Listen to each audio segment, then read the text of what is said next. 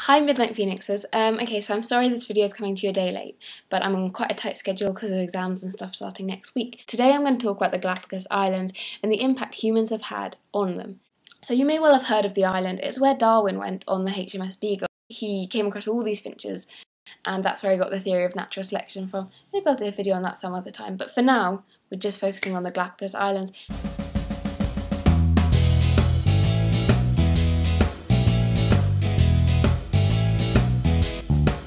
So part one is how humans have impacted on the Galapagos. The first thing to point out is tourism. Tourism is a huge thing. Obviously Darwin went there and that was great on the HMS Beagle, but it wasn't like a massive place back then. It was just because of that now everyone wants to go. Now since 1980 the population has increased from 5,000 to 28,000 in 2005. That's a lot. Tourism has increased from 4,000 to 100,000 visitors per year. That's an increase of 300%. Scientists predict the population is going to be 40,000 by the year 2014.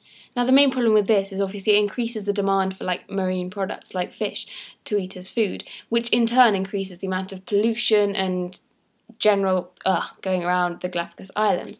Now every year 150,000 sharks are killed. Luckily in 1990 the Galapagos was declared a shark and whale sanctuary, so that's not as much of an issue. But the main problem was back in the old day. Now in the 19th century fur traders would often go to the island to stop off, trade fur, stuff like that.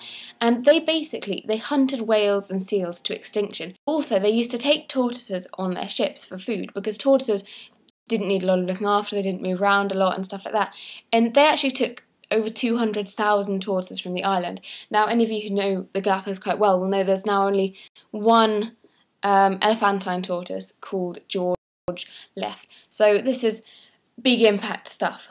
And a big thing that we did, which was kind of really bad, was the introduction of loads of species. Again, when I say we, I don't necessarily mean our generation, I mean in the past, but In the 17th century, for instance, pirates came along and on their ship were black rats, and black rats are terrible for stuff like this because they spread disease and illness, and they also feed on the eggs of endangered species. Black rats are solely responsible for the endangering of 50 species of bird on the Galapagos, including the Galapagos petrel, which is only found on the Galapagos Islands. In the 1800s, 4 goats were brought to the Galapagos Islands, and now their population exceeds 100,000. I mean, that's huge, and you might think goats don't really matter, they don't do anything too dangerous, but you'd be wrong, because the thing is, goats are omnivores. They'll feed on absolutely anything growing, like plant life. They have led 5 plant species to complete extinction.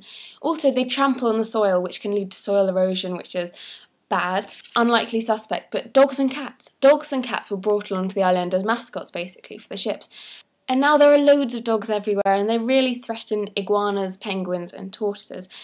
Finally, and this is quite a recent one, and we don't really know why it's happened, but there's been an introduction of a type of wasp to the island, and the wasps feed on caterpillar larvae, which is the only food source for the finches, obviously the ones Darwin studied. So in total, 50% of vertebrate species and 25% of plant species are now endangered on the island.